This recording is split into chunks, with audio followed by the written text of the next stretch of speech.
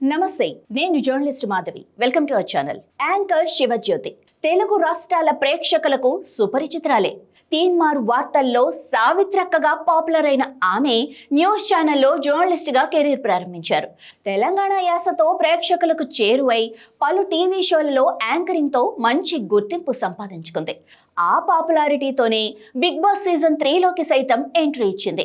దాదాపు 98 రోజులు హౌస్లో ఉండి మేల్ కంటెస్టెంట్స్కి కూడా గట్టి పోటీ ఇచ్చింది.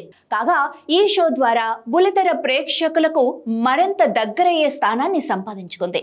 బిగ్ బాస్ కి ముందు కూడా ఆమె యాంకర్ గా ప్రసిద్ధి చెందారు. కానీ ఈ బిగ్ బాస్ షో తర్వాత ఆమెకు వచ్చిన గుర్తింపు మరో స్థాయిలో ఉందనే చెప్పాలి.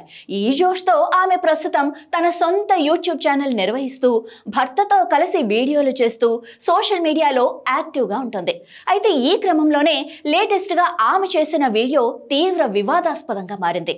ప్రపంచంలోనే ఆధ్యాత్మిక పుణ్యక్షేత్రంగా గుర్తింపు పొందింది తిరుమల. అయితే ఇటీవల కాలంలో దేవస్థానం పవిత్రతను కాపాడేందుకు టీటీడీ ఇప్పటికే కట్టుదిట్టమైన చర్యలు చేపడుతోంది. అందులో భాగంగా ఆలయ పరిధిలో భక్తులు ఎవ్వరూ రీల్స్ చేయొద్దని వెల్లడించింది. కానీ కొందరు మాత్రం ఆలయ పవిత్రతను మంటగలిపే విధంగా వ్యవహరిస్తున్నారు. లేటెస్ట్గా శివజ్యోతి తిరుమల క్యూ లైన్లో నిలబడి శ్రీవారి ప్రసాదాన్ని కించపరిచేలా కామెంట్స్ చేసింది.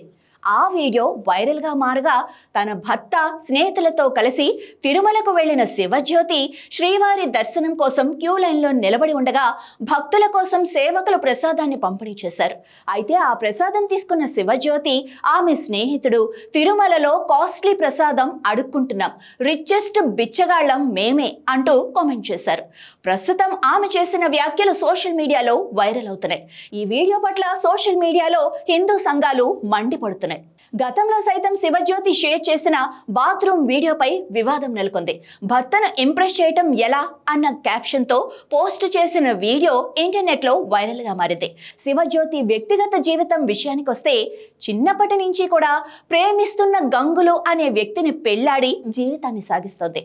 గంగులు సాఫ్ట్వేర్ ఇంజనీర్గా స్థిరపడగా ఆయన కూడా శివజ్యోతితో కలిసి టీవీ షోలు, యూట్యూబ్ వీడియోల్లో కనిపిస్తూ గుర్తింపు పొందారు.